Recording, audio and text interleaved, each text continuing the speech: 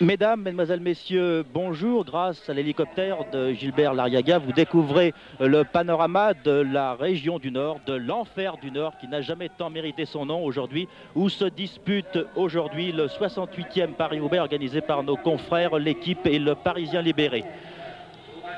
Avant de passer la parole à mon camarade Jean-Michel Lelio qui se trouve ici derrière les hommes de tête, je vous donne immédiatement la situation de la course. Un seul homme en tête, vous l'avez certainement deviné déjà peut-être, il s'agit du Belge Eddy Merckx. Eddy Merckx possède, au moment où nous prenons l'antenne, 35 secondes d'avance sur deux Belges. Il s'agit de Lehman, le dernier vainqueur du Tour des Flandres, et de Roger De Vlaminck, le champion de Belgique. Un peu plus loin se trouve un groupe d'une dizaine de coureurs avec Carstens, Dierix, Eric De Vlaminck, Sels, Sercu, Rosiers, Montserrat, Verbeek, Danchelli et un Français tout de même, Raymond Poulidor, qui a fait aujourd'hui, on peut le dire, une course remarquable en dépit d'un enfer absolument démoniaque. 35 secondes d'avance, donc, je vous le répète encore une fois, pour le Belge Eddy Merckx, qui s'est échappé il y a quelques instants sur les pavés de Templeuve, avant ceux de Nomain, qui sont peut-être les pavés les plus épouvantables que l'on puisse trouver actuellement dans l'enfer du Nord. Il y avait ce matin 155 coureurs au départ de Chantilly, 155 coureurs. Parmi les forfaits à signaler, ceux de Van Looy, qui ne prenait pas le départ de Paris-Roubaix pour la première fois depuis 16 ans. Comme absent, à signaler aussi Motta, qui a décidé, paraît-il, de renoncer définitivement au cyclisme. Forfait également de son compatriote Gimondi et d'un autre Italien, l'ancien champion du monde de vitesse, Giuseppe Beghetto. Vent dans le dos pendant les premières heures de course, ce qui explique la moyenne très élevée. 42 km 100 dans la première heure, 43 km 100 dans la deuxième heure et 43 km 400 dans la quatrième heure. Nous sommes ici du côté de Nomain, c'est-à-dire à 27 ou 28 km de l'arrivée, qui se jugera comme tous les ans sur la piste de Roubaix, une piste rendue assez dangereuse par la pluie, tout comme ces routes très étroites de l'enfer du Nord. Et vous découvrez ici Eddy Merckx, suivi par notre motard Serge Accard et de son caméraman l'Aviron. Voici Eddy Merckx sur les pavés de Nomain, qui se trouve à 25 ou 26 km maintenant de l'arrivée à Roubaix. Comment les choses se sont passées? Eh bien, assez clairement. La course a pratiquement commencé à l'entrée de l'enfer du Nord à Solesmes, c'est-à-dire à 112 km de l'arrivée. Et c'est un équipier de Eddy Merckx, à savoir Sprout, le Belge, qui a lancé la course à 94 km de l'arrivée. Il a été rapidement rejoint par Duindam et par Balini. Duindam est un Hollandais qui avait porté le maillot blanc dans Paris-Nice et Balini est un Italien. Puis Balini était parti seul, il a été rejoint du côté des pavés de Grupez et c'est à ce moment-là que Eddy Merckx, suivi par Lehman et par Roger De Vlaminck, a lancé son offensive en dépit d'une crevaison qu'il avait arrêtée un moment avec Jan Janssen. Et sur les pavés de Templeuve, Merckx a porté une nouvelle attaque. Il a lancé seul en tête. Et actuellement, il compte 45 secondes d'avance sur ses deux compatriotes, le Belge Lehman, qui a remporté il y a 8 jours le Tour des Flandres, et Roger De Vlaminck, le champion de Belgique. Depuis le Tour des Flandres, où Eddy Merckx était classé 3e, on avait quelques inquiétudes quant à la forme du champion belge. Eh bien, il faut reconnaître que Eddy Merckx, dans le Tour de Belgique, a mis les choses au point. Et il semble qu'aujourd'hui, sur les pavés du Nord, il soit de nouveau en mesure de remettre tout le monde d'accord ici à Roubaix.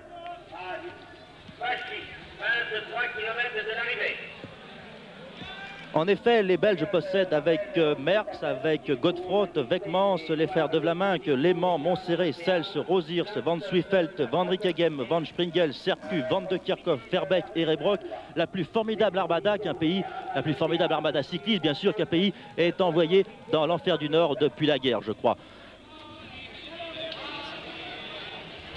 Oui, notre camarade du service des sports, Denis Ferden, me communique les derniers écarts. Toujours 45 secondes d'avance pour Eddy Merckx sur Lehman et Roger De Vlaminck et 1,25 sur deux autres Belges, Montserrat et Dierix. Vous voyez, la sélection se fait derrière Eddy Merckx qui est ici aux côtés de son directeur sportif Guillaume Drissens. Est-ce à dire que 35 secondes, c'est suffisant pour Eddy Merckx? Bien entendu, la course n'est pas jouée. Il reste 25 km, dont une bonne dizaine de kilomètres de pavés assez épouvantables. Et derrière, l'équipe de Brick Scott, avec 4 représentants, peut organiser une chasse sérieuse derrière le champion belge. Cette image d'Eddy Merckx seul en tête, eh bien, vous y êtes habitué depuis bientôt 2 ans, depuis le Tour de France 1969, depuis Paris-Roubaix l'année dernière même, où Eddy Merckx s'était classé 2e derrière son adversaire numéro 1 en Belgique, Walter Godefroot. Walter Godefroot qui a été très malchanceux aujourd'hui. Il a été victime de 3 ou 4 crevaisons et il est difficile, après de si nombreux incidents, de revenir sur la tête, surtout que les routes ici sont très étroites et très dangereuse. Il y a eu de nombreuses chutes, bien entendu, et notamment de nombreuses chutes de motards, ce qui est tout à fait normal sur un parcours rendu, je vous le répète encore une fois, très très difficile par le froid et surtout par la pluie qui ne cesse de tomber pratiquement depuis l'entrée dans l'enfer du Nord, c'est-à-dire depuis Solesmes, situé à 112 km de l'arrivée. Là, il reste un peu moins de 25 km avant l'arrivée à Roubaix. Les coureurs auront sur la piste de Roubaix la distance plus un tour de piste, c'est-à-dire 500 mètres, avant de franchir la ligne d'arrivée.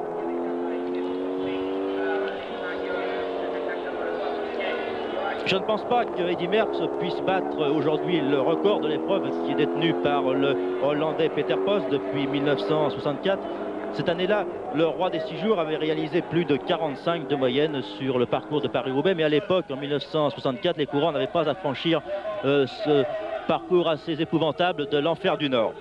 Ensuite, la meilleure moyenne avait été réalisée en 1948 par Van Steenbergen avec 43 612 de moyenne. Ensuite, les meilleures moyennes avaient été réalisées par Serami, Derick, Forêt, Bobet, Van Looy en 1961. Van Looy qui n'a pas pris le départ ce matin et qui semble se diriger vers une retraite bien méritée après près de 20 ans de carrière dans les rangs professionnels.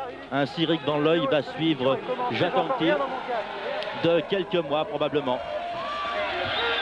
Quant aux Français, me direz-vous, eh bien, derrière la grande formation belge, il faut reconnaître que les Français ont été assez peu à pouvoir tenir tête aux Belges.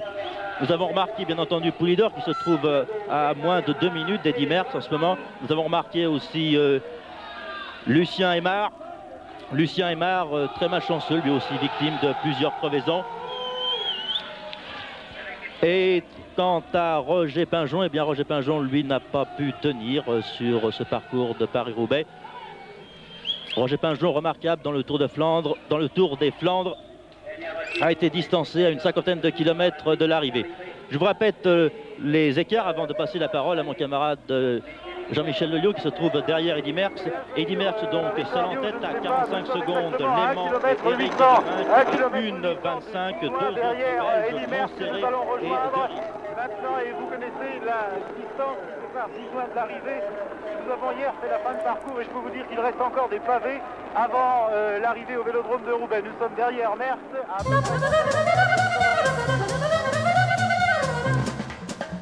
Ici 2 minutes et demie, c'est tel quel qui est parti en tête à l'extérieur avec une toque blanche sur votre écran devant Prince Charmant et puis Lompont, le cheval que monte Yves Saint-Martin. Tandis qu'en dernière position, nous avons Incorruptible, le pensionnaire de Deleuze, qui est favori à 4 contre 1 environ, et Champlevé, qui porte le top weight de 61 kg et qui fait sa rentrée. Chose curieuse, à côté de Champlevé, qui attend très normalement, ce sont les 2 favoris de la presse qui sont actuellement derniers dans ce parcours de 2400 mètres dont les chevaux ont couvert 300 mètres environ avant de disparaître derrière le petit bois, ou disparaître à moitié seulement puisque les arbres n'ont pas encore de feuilles dans ce printemps pourri.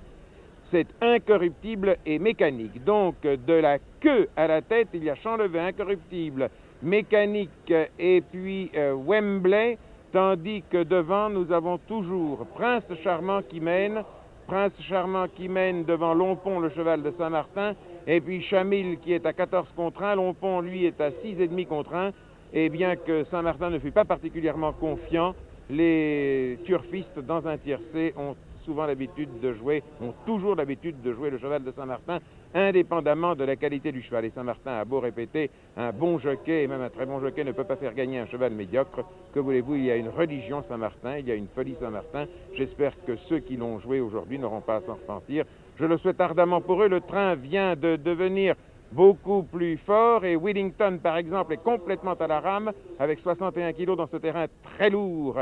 C'est difficile. Tout à l'heure, je voudrais vous dire que tout à l'heure, il y a une demi-heure, c'est Yelapa qui a gagné la grande course du jour devant Amarco, tandis que le favori Prince Régent a été battu par le terrain lourd. Et actuellement, c'est toujours Prince Charmant qui mène dans ce tiercé, tandis que Sextus à Madame d'Aubin vient à l'extérieur et que nous avons toujours tel quel. Les chevaux se regroupent. Willington ne va pas très bien. Slurry, le seul cheval gris de cette course de 13 partants, ne va pas très bien non plus. Incorruptible est passé là-bas à l'extérieur et va se présenter à côté de Wembley pour sortir du tournant.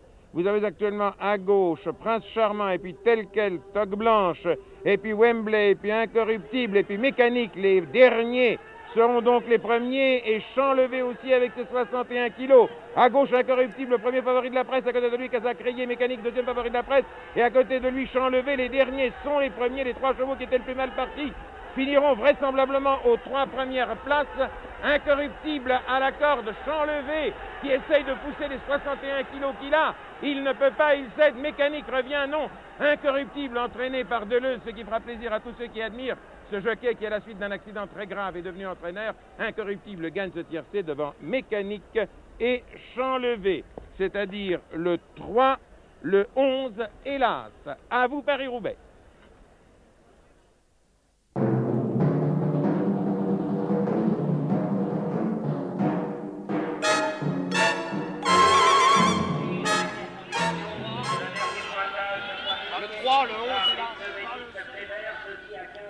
Eh bien, nous reprenons l'antenne sur cette image de Gilbert Lariaga qui vous montre les derniers kilomètres de Paris-Roubaix. Actuellement, Eddy Merckx se trouve du côté de Gisouin, c'est-à-dire à une quinzaine de kilomètres de l'arrivée. Voici d'ailleurs Eddy Merckx. Eddy Merckx, toujours seul en tête, il a accentué son avance. Il compte maintenant plus d'une minute d'avance sur Léman et Roger de Vlaminck, pardon. Et près de 2 minutes sur un groupe composé de Montserrat, d'Eriks, d'Éric de Vlaminck, de Carstens, de Cels, de Sercu, de Rosiers. Quant à Poulidor, eh bien, nous pensons qu'il est toujours lui aussi dans ce groupe qui figure maintenant à près de 2 minutes d'Eddy Merckx. Donc vous pouvez admirer ici l'allure toujours aisée en dépit d'un temps épouvantable sur ce Paris-Roubaix. Vous voyez Gisouin, 16 km de l'arrivée, un peu moins maintenant je pense. Derrière Eddy Merckx qui enroule ici un développement assez impressionnant. Moins impressionnant tout de même que celui que Walter Godefroth entraînait l'année dernière sur les pavés du Nord, vous en souvenez. Les coureurs utilisent actuellement des développements assez incroyables alors qu'il va probablement ici changer de bicyclette. Il a peut-être été victime d'une crevaison. Voici le changement de machine ici. Bravo Jacques Aviron. Guillaume Driessen se relance. Eddy Merckx qui a perdu ici un minimum de temps, peut-être 10 ou 15 secondes seulement de retard.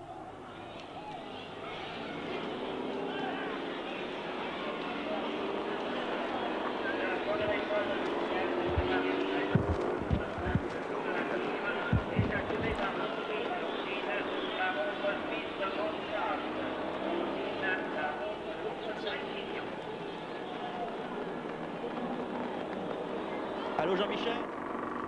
Dernière information, Eddy Merckx vient sur sa demande de changer de vélo pour l'approche nord-ouest.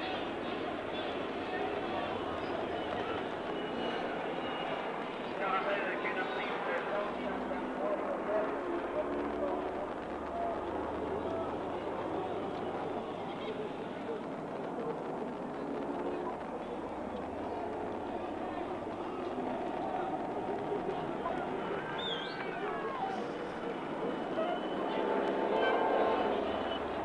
Allô Jean-Michel.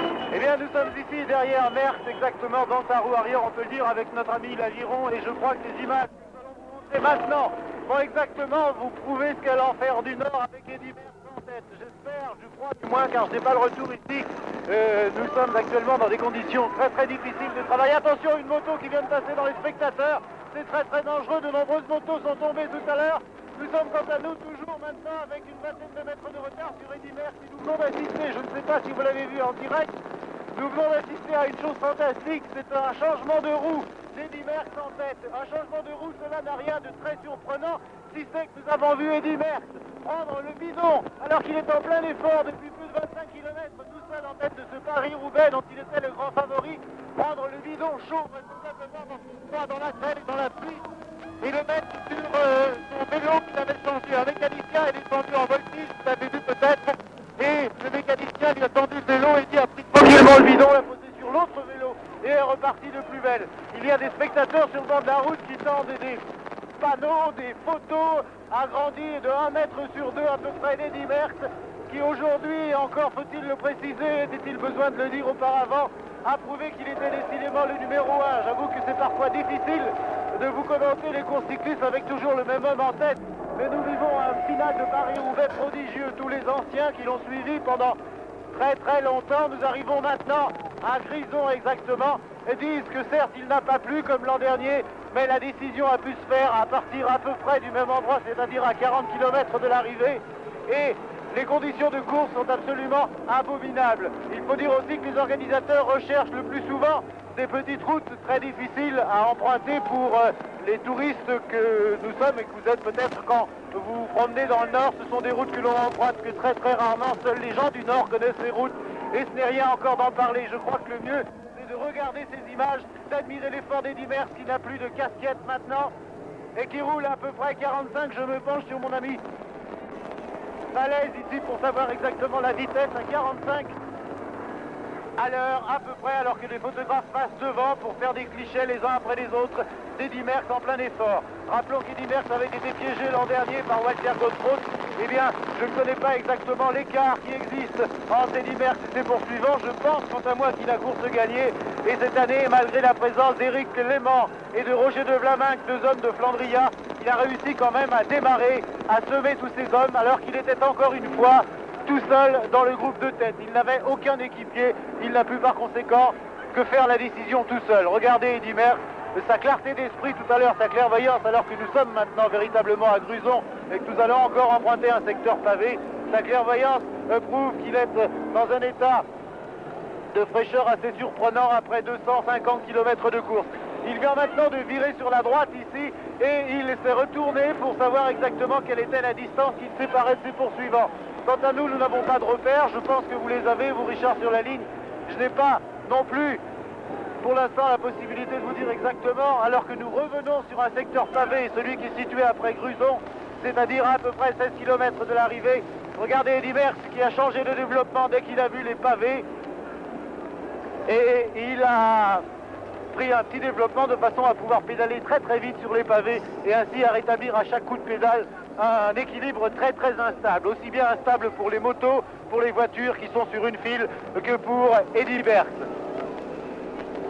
Richard, je crois que pour les pointages, je préfère vous rendre l'antenne maintenant et j'attends les instructions de l'arrivée pour reprendre l'antenne derrière Eddy Merckx. D'accord, merci Jean-Michel. Les coureurs se trouvent actuellement entre Gruson, du côté de Gruson, à une douzaine de kilomètres de l'arrivée. Voici 3 coureurs qui sont derrière Eddy Merckx et qui doivent être tout simplement Roger de Vlaminck, Léman et Dierix certainement, c'est-à-dire 3 Belges. D'ailleurs, voici les écarts à une douzaine de kilomètres de l'arrivée. En tête donc Eddy Merckx, bien entendu, à 2,45 Roger de Vlaminck, Léman et Dierix, à 3,55 Verbeek et Rosiers, à 4 minutes, oui vous avez bien entendu, à 4 minutes Jan Janssen et Walter Godefroth, 2 anciens vainqueurs de Paris-Roubaix. Voici les 3 hommes qui sont derrière Eddy Merckx. Oui, c'est effectivement Dierix, Léman et Roger de Vlaminck, reconnaissable à son maillot de champion de Belgique, le frère d'Éric de Vlaminck, qui lui maintenant doit se trouver à quelque chose comme 5 minutes d'Eddy Merckx. Dierix, Léman et Roger de Vlaminck font partie de la même équipe, de l'équipe de Brick Scott, et effectivement ils s'entendent très bien ici, mais je pense que maintenant avec une avance de 2 minutes et demie, je pense qu'Eddy Merckx va remporter ici son 2e Paris-Roubaix qu'il avait déjà remporté en 1968 devant Hermann van Springel, et le 3e ayant été Walter Godefroth. L'année dernière, Godefroth avait pris sa revanche en battant Eddy Merckx et Weckmans, encore un Belge. Vous voyez, il y a 2, 4, 6, 7, 8 Belges dans les 8 premiers, et il est probable que derrière il y en a autant. Nous allons avoir sur la piste de Roubaix ici 15 ou 16 Belges au moins dans les 20 premiers. 2 minutes et demie donc d'avance pour Eddy Merckx à une dizaine de kilomètres de l'arrivée. C'est amplement suffisant pour remporter ce 68e Paris-Roubaix qui fera date certainement dans les annales de la course étant donné le temps épouvantable que les coureurs ont connu aujourd'hui dans l'enfer du Nord. Et ils se souviendront certainement des pavés de Kerenin, d'Aulnoy, de Valère-Sarenberg, peut-être les plus épouvantables avec ceux de Templeuve, de Nomain, de Bachy et de M, les derniers situés à moins de 8 km de l'arrivée. Les derniers 6 km sont des routes assez larges et en dépit de ce désavantage, étant donné qu'un coureur seul est désavantagé bien entendu dans les derniers kilomètres sur une route large, il est probable qu'Eddy Merckx ne sera pas rejoint par ses 3 adversaires de l'équipe Flandria qui sont, je vous le rappelle, Roger de Vlaminck, Lehman et Dierix. Une vue de l'hélicoptère pour constater l'écart, vous voyez, qui grandit entre Eddy Merckx et ses 3 poursuivants. Derrière, Verbeek, Rosiers sont pratiquement battus, de même d'ailleurs que Janssen et Godefroth. Mais à la décharge de Janssen et de Godefroth, signalons qu'ils ont été victimes d'incidents mécaniques alors que la course entrait dans le vif du sujet, c'est-à-dire du côté de Grupez et de Templeuve. Vous voyez un écart énorme entre Eddy Merckx et ses 3 adversaires. 2 minutes et demie au dernier pointage. Il est probable que cet écart a encore augmenté. Nous devons nous trouver ici au-dessus de Bachy.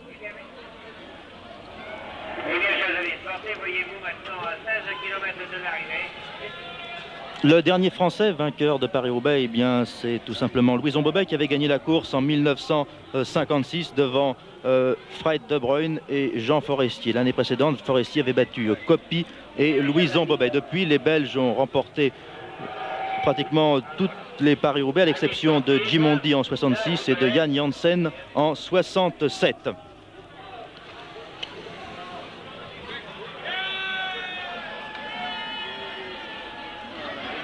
Au-dessus d'Eddy Merckx, qui est suivi ici par un peloton de motards. Un peloton de motards décimé lui aussi par le parcours épouvantable. Nous devons nous trouver là maintenant un peu après Chérin, c'est-à-dire à une dizaine de kilomètres de l'arrivée. Derrière Eddy Merckx de nouveau, qui semble toujours aussi à l'aise.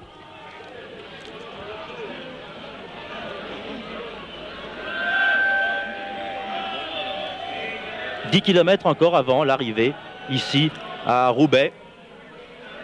10 km qui vont paraître bien longs, bien entendu, à Eddy Merckx, mais certainement encore plus longs pour ses adversaires, qui sont au moins aussi méritants que lui.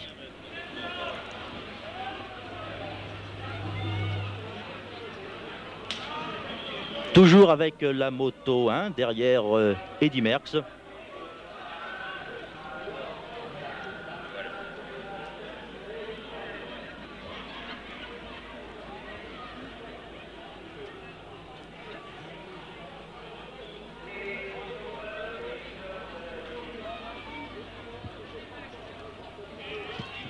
Gilbert Larriaga me prie de vous préciser que la moto 2 a été accidentée. Je ne pense que ce n'est pas très grave, nous le saurons tout à l'heure, mais nous avons une seule moto, celle qui suit Eddy Merckx. C'est pour ça que vous ne pouvez pas voir les coureurs qui sont derrière le champion belge. C'est-à-dire que nous ne pouvons pas aller avec Lehman, De Vlaminck, Dierix, Verbeek, Rosiers, Janssen et Godefroth qui se trouvent derrière Eddy Merckx. Je crois que Jean-Michel Lelio est en mesure maintenant de nous parler de l'échappée d'Eddy Merckx. Alors à vous, Jean-Michel, qui êtes derrière Eddy Merckx. C'est un moment où ici vous me redonnez l'antenne, nous revenons encore, c'est un peu la coutume sur une zone pavée. Pardon, Eddy Merckx, follement encouragé par tous les spectateurs, il y a de très nombreux Belges et nous avons vu un panneau avec exactement M 2 km 700. C'est-à-dire que nous nous trouvons pour l'instant à 6 km de l'arrivée, 6 km pour Eddy Merckx qui profite des lacets de cette route, des nombreuses sinuosités pour se retourner et voir exactement quelle est la distance qui le sépare des coureurs. Mais il y a pour l'instant et pour lui un signe qui ne trompe pas, c'est le nombre de voitures qui sont arrivées, qui sont revenues, et c'est dire également qu'il n'y a plus aucune chance pour ceux qui sont à l'arrière de pouvoir revenir sur Eddy Merckx. Certes, la place de deuxième va se jouer tout à l'heure entre peut-être vraisemblablement les deux Blaminck, les Léman et Raymond Poulidor, s'il a pu revenir. Je m'excuse un peu, nous sommes actuellement sur une très mauvaise zone pavée comme il y en a après Solesmes, et je dois dire que cela nous oblige souvent, tout en réalisant ce commentaire, à nous pencher, à regarder, car toute la dextérité de notre ami Falaise est constamment mise à l'épreuve dans ces virages. Je peux dire que Merckx a l'air beaucoup plus à l'aise sur son vélo que sur notre moto ici. Les motos sont obligées de ralentir, et je vous l'ai dit tout à l'heure, je crois, il y en a de très nombreuses qui sont tombées sans trop de gravité, car à chaque fois les chutes se produisent à 10 ou 15 à l'heure. Par conséquent, pas d'accident très grave, aussi bien celle de la gendarmerie que celle des journalistes ou des photographes. Et les gens se penchent un peu trop, je dois le dire, s'ils nous entendent au cours des 6 derniers kilomètres, ne vous penchez pas trop devant Eddy Merckx, car il est entouré de ses motos, de ses voitures, et cela pourrait provoquer des accidents regrettables. Eddy Merckx, qui a toujours son état de fraîcheur assez surprenant, qui se relève dans les virages, qui prend très bien ses virages, il évite les pavés dans ce cas-là. Il passe exactement dans les endroits où il reste encore un peu de bitume, où le bitume n'a pas été complètement arraché, et il arrive dans les virages ici, alors qu'il sent le bitume venir sans changer de développement, car il sait qu'aux zones de pavés succèdent des zones de bitume qui lui permettront de relancer ses énormes braquets, c'est-à-dire de gagner quelques secondes sur ses poursuivants. Derrière Eddy Merckx, la première voiture qui suit est celle de notre ami Silva et de Jacques Audet, le directeur de l'équipe, car cette course est organisée par l'équipe et le Parisien Libéré. Et nous avons un nuage de fumée qui se dégage à chaque fois des motos lorsqu'elles passent dans les flaques d'eau qui sont très nombreuses. Il ne pleuvait pas ce matin sur la région du Nord, la pluie est apparue à 1h de l'après-midi et depuis 1h il pleure. Nous sommes exactement à la hauteur d'Eddy Merckx maintenant, et qui, je vous l'ai dit, épouse tous les endroits de la route qui lui permettent de relancer son développement. Il roule à 45-50 à l'heure. Et Eddy Merckx évite les flaques d'eau, évite les énormes pavés qui dépassent parfois et emprunte les faibles parties de bitume. Je dois dire qu'après le passage à M, attention au parapluie s'il vous plaît aussi, après le passage à M, il n'y aura plus de très grandes difficultés en ce qui concerne les pavés. Voilà exactement le panneau d'entrée M. Merckx vient de lever la tête et d'apercevoir 5 km de l'arrivée, comme en 1968, beaucoup plus beau, d'un exploit fantastique qui restera, je crois, encore une fois dans les annales du cyclisme. Eh bien, Merckx a vu qu'il lui restait 5 km avant d'arriver sur l'anneau de Roubaix et de remporter la deuxième fois de ce Paris-Roubaix. Je crois qu'il n'est pas besoin d'évoquer les conditions de cette course. Regardez ces images, c'est absolument prodigieux. Merckx, tout seul, une double haie de spectateurs, des gens qui lèvent des chapeaux, qui les jettent même parfois, et qui s'approchent jusqu'à presque entourer les épaules de Merckx de leurs bras, qui s'approchent de Merckx pour l'applaudir. Il y a dans la traversée de Haine, heureusement, des barricades ici qui empêchent les gens de se pencher par trop vers le grand champion belge. C'est maintenant notre ami Philippe Rive, qui se penche pour prendre des vues destinées à notre film ce soir. Nous sommes à la sortie de M et la caméra émettrice a été obligée de s'arrêter de fonctionner pendant quelques instants à cause de la pluie qui, évidemment, balaye son objectif et qui l'empêche d'avoir une image très nette. Cela est assez logique car l'objectif est directement dans le sens de la pluie à 45 ou 50 à l'heure. Laissons passer les Italiens qui vont vers l'arrivée. Ce sera maintenant la lutte jusqu'à l'arrivée pour les voitures de façon à ce qu'elles puissent pénétrer sur l'anneau de vitesse avant Eddy Merckx et ainsi faire les écarts. Eddy Merckx se retourne ici, il se penche vers la voiture de l'équipe, on lui indique 3 minutes. Je crois qu'il s'agit bien de 3 minutes, c'est Jacques Audet qui vient de lui faire 3. Voilà la montée à la sortie de M. Et Merckx, attention, Merckx ici vient de crever la roue arrière. Il y a Drissel qui va arriver et qui va tout de suite, attention, nous allons nous arrêter avec Eddy Merckx et qui va changer la roue, peut-être le vélo d'Eddy Merckx. 3 minutes, Jacques Audet vient de rassurer, c'est dire que Merckx ne sera vraisemblablement pas rejoint. La voiture de François va doubler, les photographes se précipitent pour la crevaison. Merckx arrête à droite, attention messieurs, attention, Merckx arrête, nous sommes à côté de lui. Piessens le prend par le bras, le met sur un autre vélo, le pousse et c'est reparti, le tout en 4 ou 5 secondes à peu près. C'est la troisième ou la quatrième fois que Merckx change de vélo ici sur crevaison. La première fois, il changeait uniquement sa roue. Maintenant, il change de vélo. Les 3 minutes, je crois qu'il est à l'abri d'un retour possible d'Éric Clément ou les Flandriens qui étaient en force tout à l'heure. Et Merckx va donc pour la deuxième fois inscrire son nom au palmarès de ce Paris-Roubaix. Je crois que ce sera l'un des plus grands, l'un des plus beaux. Certes, je n'ai pas vécu les Paris-Roubaix d'avant-guerre, mais nous vivons quand même un exploit prodigieux Est-ce qu'un jour Merckx s'arrêtera? Est-ce qu'un jour Merckx laissera quelque chose, quelques restes, on peut le dire, alors que sa roue arrière qui vient de changer, du moins sa bicyclette a l'air d'avoir une roue arrière quelque peu voilée ici. Je ne sais pas si la réparation a été faite hâtivement dans les voitures qui sont débordées. Les mécaniciens n'arrivent pas à rejanter tout de suite, à mettre les boyaux sur les roues et à les coller convenablement, car ils sont obligés de changer les roues et les vélos très très vite. En tout cas, je ne sais pas si vous pouvez apercevoir cette roue arrière d'Eddy Merckx, elle semble quelque peu voilée, et peut-être tout à l'heure sera-t-il obligé d'en changer, à moins que le boyau soit mal collé. La pluie qui redouble toujours à 40 à l'heure, je crois que le temps est à peu près de 3 minutes. Entre Merckx et ses poursuivants, c'est dire qu'il a course gagnée. Il doit être à peu près maintenant à 3 km de l'arrivée. L'aviron est obligé, avec sa moto E26 et la caméra, de prendre des plans au ras du sol. Nous sommes heureusement sur le bitume. Et je dois, en fin de compte, au moment où nous terminons avec Merckx, lancer, je pense, un grand coup de chapeau à ceux qui nous survolent, à Alain Darchy dans l'hélicoptère, à ce pilote d'hélicoptère qui vole malgré les très mauvaises conditions atmosphériques. Et puis à nos motards, à notre ami Falaise, à notre ami Accard, à Gilbert Lariega aussi, à tout ce dispositif qui nous permet quand même, je crois, de vivre en direct un exploit prodigieux. Regardez, cela descend à 50 à l'heure à peu près maintenant, 50-55, les klaxons des voitures. Jaconet ici, qui est la première voiture de l'équipe qui suit, alors que les scènes lui klaxonnent constamment, il veut laisser la route libre en cas d'une autre crevaison d'Eddy Merckx. Il s'est peut-être aperçu que le boyau était mal mis sur la roue, que la roue était voilée et que Merckx aurait peut-être changé encore une fois de roue avant l'arrivée. En tout cas, Merckx ne peut plus être rejoint maintenant. Nous sommes dans la dernière avenue avant le Vélodrome, nous tournerons ensuite à droite et c'est là l'an dernier que nous applaudissions au succès de Walter Godefroth. Le fait, il est vrai, de très belle façon, mais je pense que cette année encore, Merckx, en réalisant cet exploit, a quelque peu effacé les exploits précédents. Regardez les images qui parlent d'elles-mêmes, je crois.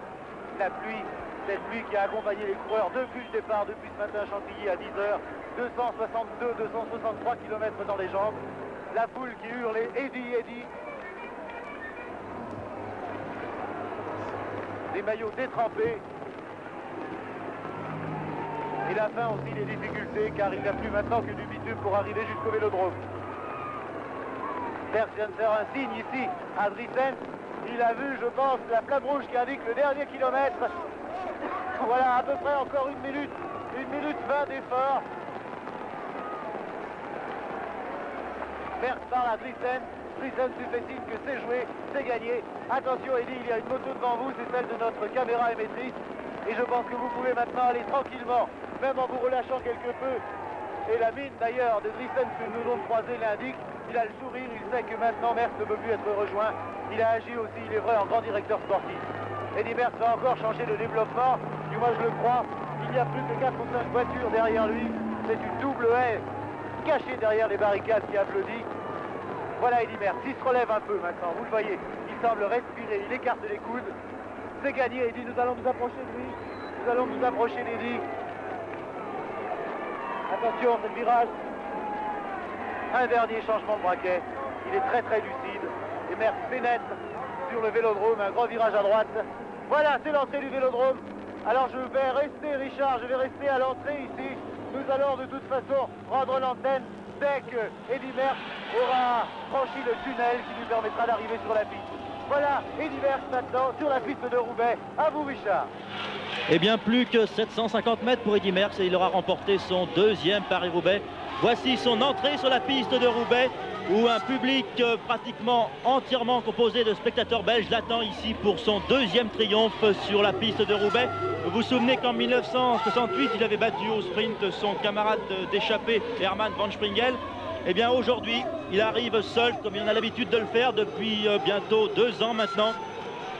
Cet exploit ici à Roubaix nous rappelle celui qu'il avait réalisé l'année dernière à Liège-Bastogne-Liège, où il était arrivé avec près de 8 minutes d'avance en compagnie de son camarade Victor Van Skil. Aujourd'hui, Eddy Merckx est tout seul et au dernier écart, il avait plus de 4 minutes d'avance sur Dierix, De Vlaminck et Lehmann, 3 de ses plus dangereux adversaires belges. Encore un demi-tour pour Eddy Merckx et ce sera fini. Un 2e triomphe assez fantastique. Vous l'avez suivi en notre compagnie pendant près de 30 km. Eddy Merckx est acclamé ici sur le vélodrome de Roubaix. Il se relève un peu, il est content. Et nous le comprenons. Il voulait mettre les choses au point dans ce Paris-Roubaix et il a entièrement réussi. Voici Eddy Merckx qui remporte ce 68e Paris-Roubaix. Nous allons déclencher notre chronomètre, mais cela n'a qu'une importance secondaire, bien entendu.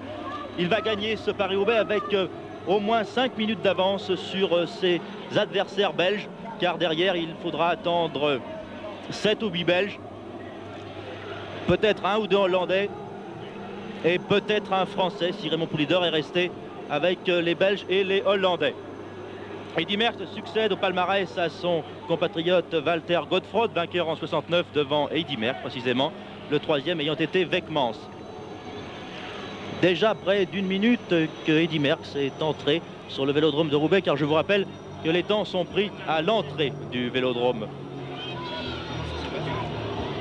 Voici l'arrivée au ralenti. Eddy Merckx très heureux. Peut-être qu'Eddy Merckx n'a jamais été aussi heureux que cette année. Il était inquiet depuis le Tour des Flandres. Eh bien, il faut le reconnaître qu'il a mis tout le monde d'accord et de façon magistrale dans ce 68e Paris-Roubaix. Pour la deuxième place, eh bien, il faudra attendre plus de 4 minutes. Et il est probable que nous allons assister à un sprint assez serré entre Lehmann, De Vlaeminck et Dierix. Le plus rapide des trois, c'est évidemment Lehmann, vainqueur du Tour des Flandres il y a 8 jours. On pensait que Lehmann allait rester avec Eddy Merckx. À un moment donné, il était avec lui.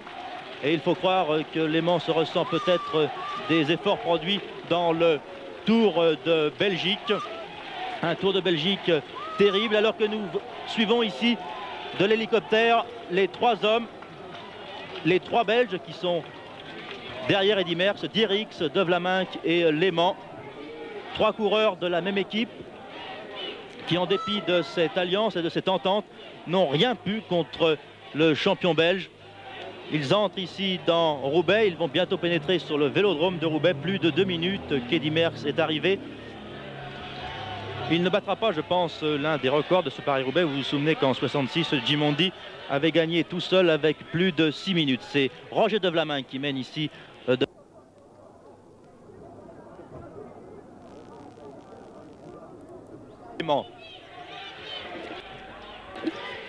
Dierix, Lehmann, Roger De Vlaeminck, alors que Eddy Merckx ici est assailli par les journalistes et par les photographes. Vous voyez, les hommes semblent battus, ils le savent depuis longtemps d'ailleurs.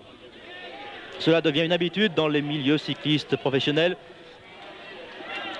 Lehmann, Dierix, Roger De Vlaeminck, le frère d'Éric De Vlaeminck. C'est Dierix qui a pris le relais à 1 km de l'arrivée. Vous avez vu certainement sur la route le panneau indiquant 1000 mètres. Voici la dernière ligne droite avant l'entrée sur le vélodrome qui se trouve là-bas à droite.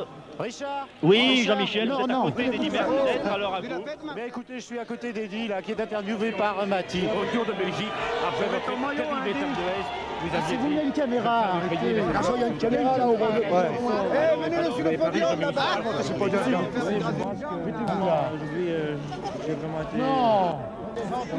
bien roulé parce que j'ai quand même beaucoup d'incidents mécaniques et je suis de très loin à chaque fois derrière. Nous vous avons vu crever 2 fois en direct, vous avez crevé encore d'autres fois? Oui, j'ai crevé, j'ai encore dû changer 2 fois de roue auparavant. 4 crevaisons. 4 crevaisons avant, mais enfin, je crois qu'aujourd'hui, vraiment, j'étais très bien. Quand vous êtes parti, Eddy, il y avait derrière 3 ou 4 cylindrières. Vous n'aviez pas peur parce que c'était quand même 4 coureurs qui pouvaient se lier et qui pouvaient se relayer derrière vous? Bah oui, bien sûr, d'abord il y a une cassure qui s'est faite et on était assis, il y avait 4 Flandriens, Janssen et Kersten.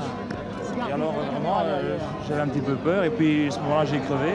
Et puis j'étais à 4 Flandriens devant et Kersten, alors ça fait que derrière, c'est toujours moi qui ai dû faire le travail pour revenir. Et quand je suis revenu, Le Mans était parti. Puis j'ai dû aller chercher Le Mans et avec Roger De Vlaeminck dans la roue. Puis on était à 3 et De Vlaeminck, à ce moment-là, De Vlaeminck commençait à rouler en tête. Mais enfin, puis il a crevé enfin et puis j'ai tout de suite attaqué parce que je me disais quand même qu'avec 2 Flandriens dans la finale c'est dur. Et puis comme ça, Le Mans a dû lâcher prise. Comment vous avez trouvé? Richard, Oui. Richard, eh bien écoutez, moi je m'écarte d'Eddy, reprenez l'antenne pour l'arrivée des autres. D'accord, pendant que vous étiez à côté d'Eddy Merckx, eh bien, Roger De Vlaeminck a distancé ses 2 camarades, à savoir Lehmann et Dierix. Et il va certainement s'adjuger la 2e place, encore que Lehmann ici revienne avec dans sa roue son camarade Dierix. Roger de Vlaminck, le champion de Belgique, qui va peut-être prendre la deuxième place. Il y a maintenant près de 5 minutes que Eddy Merckx est arrivé.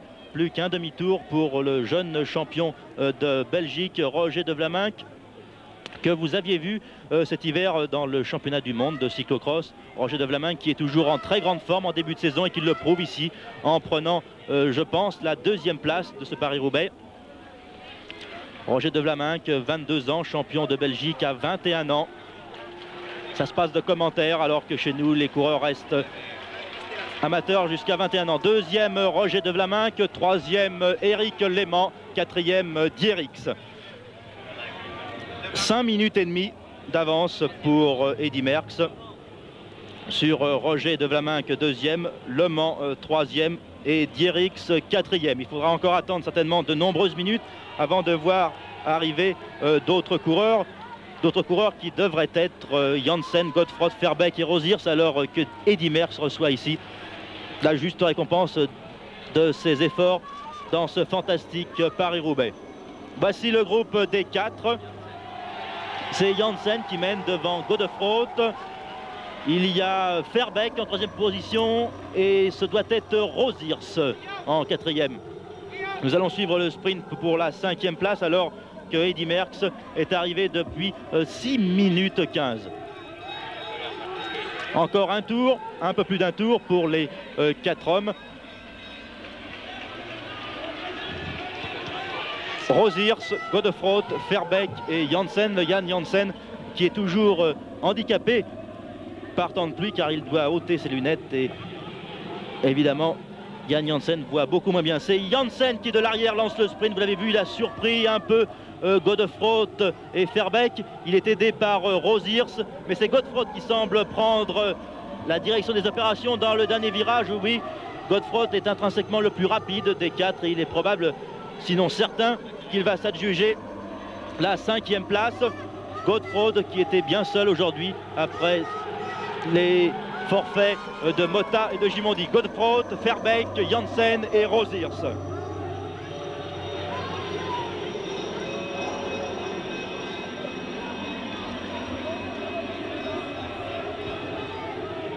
Je vous rappelle donc le classement de ce Paris-Roubaix. Premier Merckx, deuxième Roger de Vlaminck, troisième Lehmann, quatrième Dierix, cinquième Godefroth, sixième Verbeek.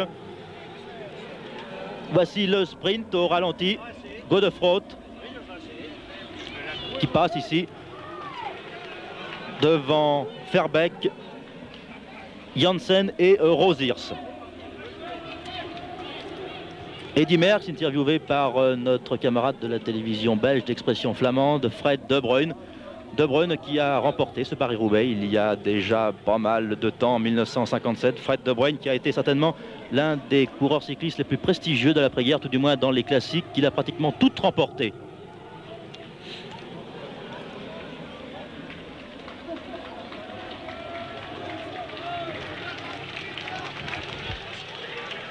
D'autres coureurs arrivent, Carstens qui prend la 10e place et le 38 qui est Montserrat. Oui, je l'avais pas reconnu pour une fois, Montserrat, il était recouvert de boue et il est souvent difficile de les reconnaître dans ces conditions. À côté de Fred De Bruyne, Guillaume Drissens à droite ici, le directeur sportif de Eddy Merckx. Guillaume Drissens toujours à l'honneur avec son fantastique champion. Eddy Merckx qui en est maintenant, alors qu'il a à peine 25 ans, à sa 2e victoire dans Paris-Roubaix. Un autre coureur vient d'arriver ici, encore un Belge, un équipier d'Eddy Merckx, de l'équipe de Guillaume Drissens. Ce doit être Vandenberg, il me semble, il est encore un peu loin ici, pour que je puisse être sûr.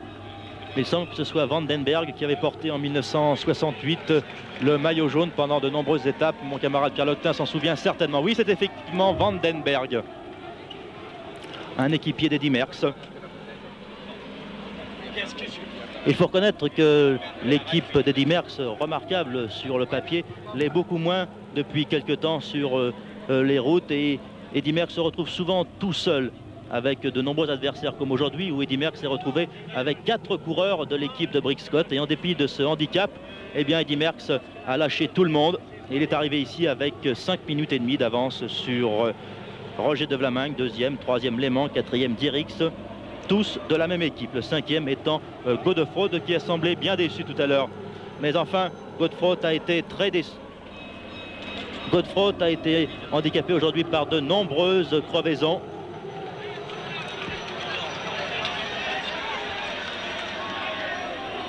Alors que Ward Sels va arriver ici, c'est Vandenberg ici qui arrive, mais un homme vient de pénétrer sur la piste, le Belge Ward Sels.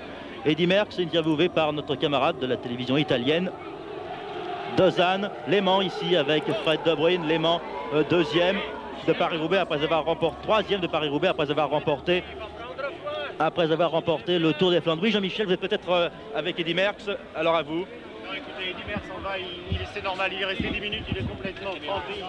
Il a eu peur à un moment lorsqu'on est décidé entre Éric Clément et puis